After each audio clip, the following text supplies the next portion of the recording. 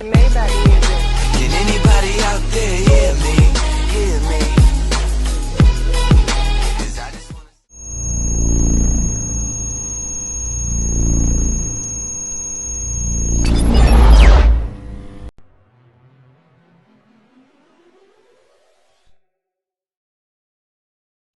Assalamualaikum. Waalaikumsalam Zikri. Aku baru balik daripada masjid. Lepas tu singgahlah sini. Zikri, jemputlah duduk sekali dengan kami. Baik, terima kasih. Tadi korang bincang apa? Macam menarik. Kami tengah berbincang tentang orang-orang yang tidak patuh atau menentang suruhan Allah. Oh, Masya Allah. Kalau macam tu, bagaimana azab bagi mereka yang tak solat, Zim? Okey, untuk pertanyaan Zikri tentang bagaimana Allah Subhanahu Wa Taala mengazab mereka semua ini yang sering meninggalkan solat. Antaranya azab Allah Subhanahu Wa Taala ketika mereka masih hidup di atas muka bumi Allah Subhanahu Wa Taala. Antaranya Allah Subhanahu Wa Taala akan mempersulitkan rezekinya dan doa-doa yang dipanjatkan oleh mereka Allah Taala tidak akan mengabulkan sesekali pun. Seterusnya azab ketika mereka di dalam kubur. Allah Ta'ala akan mempersempitkan kuburnya dan menggelapkan kuburnya itu. Seterusnya azab Allah Subhanahu Wa Ta'ala ketika mereka ini bertemu dengan Allah Subhanahu Wa Ta'ala. Antaranya Allah Subhanahu Wa Ta'ala akan memandang mereka yang meninggalkan solat ini dengan pandangan yang sangat-sangat murka daripada Allah Subhanahu Wa Ta'ala. Dan Allah Subhanahu Wa Ta'ala juga akan mencampurkan mereka ini ke dalam neraka Saqar dan menyeksa mereka dengan siksaan yang sangat-sangat pedih. Itulah antaranya azab-azab Allah Subhanahu Wa Ta'ala bagi mereka yang sering meninggalkan solat. Apa contoh peristiwa ataupun dalil bagi azab tu, Zim? Untuk pertanyaan tentang dalil bagi mereka yang meninggalkan solat adalah dalam surah Al-Mudassir ayat yang ke-42 dan 43. A'udzubillahi minasyaitonir rajim. Bismillahirrahmanirrahim. Ma salakakum fi saqar?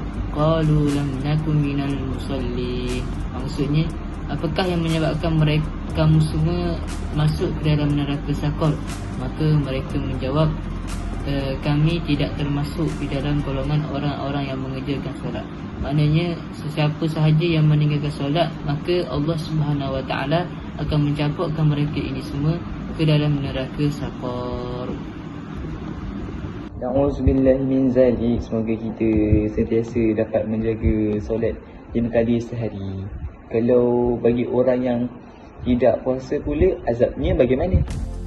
Azab bagi orang yang tidak berpuasa ialah mereka akan digantung dari hujung kaki mereka laksana binatang yang digantung ketika hendak disembelih, di mana posisi kakinya di atas dan kepalanya di bawah.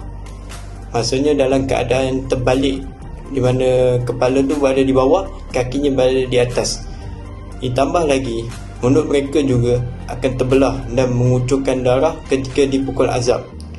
Maksudnya mulut mereka ni akan terbelah, keluar segala darah daripada mulut mereka tak kala sedang dipukul azab. Posisi tersebut benar-benar menjadi gambaran yang tragik dan ganas serta dahsyat. Ini menunjukkan bahawa azab bagi orang yang tidak berpuasa ni sangatlah pedih. Apa contoh peristiwa ataupun dalil bagi azab tu, Rashdan?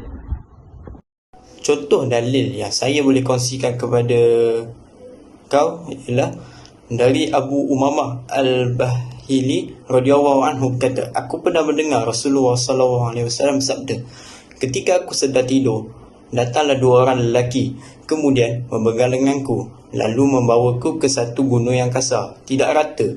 Keduanya berkata, naik. Aku katakan, aku tidak mampu. Keduanya berkata, kami akan memudahkanmu.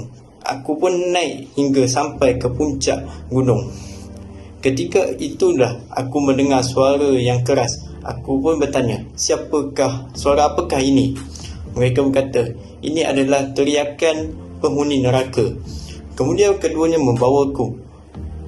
Ketika itu, aku melihat orang-orang yang digantung dengan kaki di atas, kepala di bawah. mulut mereka robek, darah mengalir dari mulut mereka. Aku bertanya, siapa mereka? Kedua menjawab, mereka adalah orang-orang yang berbuka sebelum halal puasa mereka, sebelum waktu, maksudnya sebelum masuk waktu berbuka. Maknanya kat sini mereka ni berbuka sebelum waktu berbuka tu mula. Riwayat An-Nasa'i.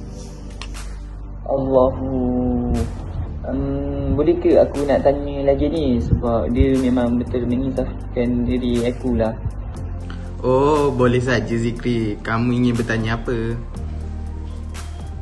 Bagaimana pula azab ataupun keadaan orang yang tidak menunaikan zakat?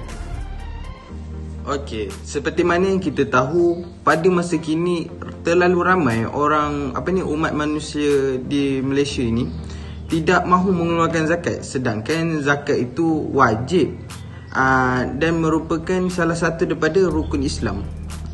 Okey, malah terdapat juga dalil dalam Al-Quran tentang zakat ini, iaitu a'udzubillahi minasyaitonirrajim, khudh min amwalihim sadaqatan tutahhiruhum wa tuzakkihim biha wa salli alaihim inna salataka sakanun lahum wallahu sami'un alim. Sadaqallahul azim, iaitu surah At-Taubah ayat 103, yang bermaksud ambillah, iaitu sebahagian dari harta mereka menjadi sedekah, supaya dengannya engkau membersihkan mereka dari dosa dan mensucikan mereka dari akhlak yang buruk, dan doakanlah untuk mereka kerana sesungguhnya doamu itu menjadi ketenteraman bagi mereka, dan ingatlah Allah Maha mendengar lagi Maha penyayang. Kat situ dalil pun dah menunjukkan kewajipan zakat.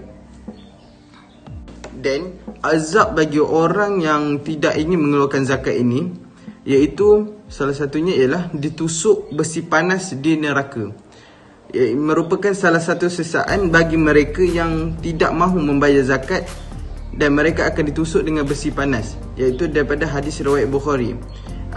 Hadis itu macam ni: saya pernah berada di antara kaum Quraisy, kemudian Abu Zar lewat dan berkata, sampaikanlah berita gembira pada orang yang menyimpan hartanya, iaitu orang yang tidak mahu membayar zakat, bahawa punggung mereka akan ditusuk hingga tembus lambungnya, dan tengkuk mereka akan ditusuk hingga tembus keningnya. Daripada hadis riwayat Bukhari. Dalam hadis lain juga ada sebut mengenai sisaan pedih bagi mereka, bagi orang yang tidak mahu mengeluarkan zakat, dan mereka diberikan batu yang dipanaskan dari neraka jahanam. Maka banyak sangat sisaan bagi mereka yang tidak mahu mengeluarkan zakat ini. Maka kita kena keluarkan zakat itu. Itu saja Zikri. Oh, faham? Okey, soalan yang terakhir pula, apakah azab bagi golongan-golongan yang melawan hak Allah ni? Di sini saya akan kongsikan satu dalil dan juga azab-azab melawan hak-hak Allah. A'udzubillahi minasyaitonirrajim. Walladzina hum min adzabi rabbihim musyfiqun. Maksudnya, dan orang-orang yang takut terhadap azab Tuhannya. Hakikatnya Allah Subhanahu Wa Taala Maha Pengasih dan Penyayang kepada setiap makhluknya, terutama manusia sebagai penyandang makhluk yang telah dimuliakan. Maksudnya dari sini, Allah tidak menghendaki hamba-Nya tersebut mendapatkan azabnya. Hanya saja hamba-Nya sendiri yang memilih jalan kebatilan dan berpaling dari kebenaran. Dalam riwayat Ibnu Majah dan Al-Hakim dengan sanad sahih, Rasulullah SAW pernah memberi nasihat yang sangat penting dan berharga kepada kita tentang masalah azab ini. Di hadapan kaum Muhajirin dan Ansar, beliau SAW menyebut 5 hal yang terdapat mengundang turunnya azab dan kemukaan Allah Subhanahu Wa Taala. Antaranya, yang pertama, dosa zina yang dilakukan secara terang-terangan di suatu kaum. Perbuatan maksiat ini akan menyebabkan turunnya taun dan penyakit-penyakit yang tidak pernah ada pada generasi sebelumnya. Yang kedua, perilaku curang seperti mengurangi takaran dan timbangan. termasuk kezaliman penguasa seperti pembunuhan, kerosakan, khianat, korupsi dan lain-lain.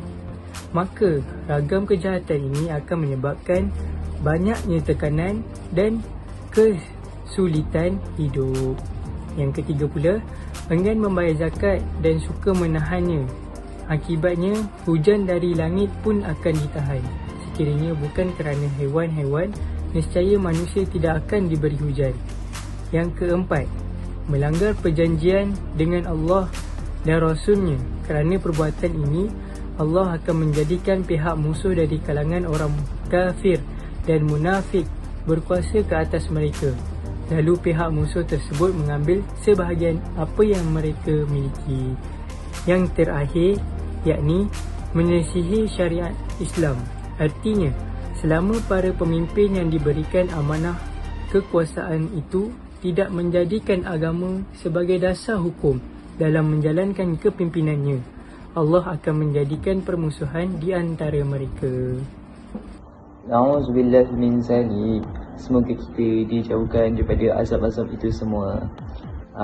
Terima kasih kepada semua dan jazakumullah khairan semua atas perkongsian dan nasihat yang telah diberikan. Assalamualaikum. InsyaAllah, pengajaran yang pertama adalah mengingatkan bahawa janji-janji Allah itu benar dan bukan suatu pembohongan yang dibuat semata-mata. Seperti mana di dalam Al-Quran Allah berfirman, Inna wa'dallahi haq, yang bermaksud sesungguhnya janji-janji Allah itu adalah benar. Maka syurga itu adalah benar, neraka itu adalah benar, dan banyak lagi perkara yang telah disebutkan oleh Allah di dalam Al-Quran dan baginda Muhammad SAW. Yang seterusnya adalah peringatan kepada mereka yang sentiasa takut pada Allah dan sentiasa memperbaiki diri dan amalan, yakni golongan orang yang beriman. Puncak ketakutan seorang hamba itu adalah takutnya mereka pada penciptanya, yakni Allah. Lalu dia melihat pada dirinya apa yang kurang, maka di situ dia berbetulkan dan menambah amalan. Yang ketiga, setiap perkara yang dilakukan pasti akan dihitung dan akan dibalas oleh Allah sama ada baik atau sebaliknya. Jika seorang hamba itu berbuat kebaikan, maka akan dibalas oleh Allah dengan ganjaran yang baik. Jika sebaliknya, yakni keburukan, maka akan dibalas oleh Allah sama ada di dunia maupun di akhirat. Yang keempat pula, menyandarkan bahawa manusia adalah hamba yang fakir dan lemah, yang sentiasa memohon dijauhkan dari azab Allah. Ulama sufi mengatakan pada kalimah la hawla wala quwwata illa billah, yakni di dalam ayat itu seorang hamba itu tidak ada daya kekuatan untuk menolak dirinya daripada melakukan dosa. Oleh itu, seorang hamba ini sentiasa memohon agar dirinya diselamatkan oleh Allah agar tidak jatuh dalam dosa. Dan yang terakhir pula, dunia sebagai tempat persinggahan untuk membawa bekalan di akhirat, sama ada bekalan yang baik atau sebaliknya, dan banyak atau sebaliknya. Oleh itu, dunia ini adalah tempat persinggahan bagi seorang hamba sebelum meneruskan perjalanannya yang sebenar, yakni akhirat nanti. Maka dunia ini adalah tempat di mana seorang hamba itu melakukan amal soleh yang banyak ataupun sikit. InsyaAllah itu saja. Moga dapat difahami. Assalamualaikum warahmatullahi wabarakatuh.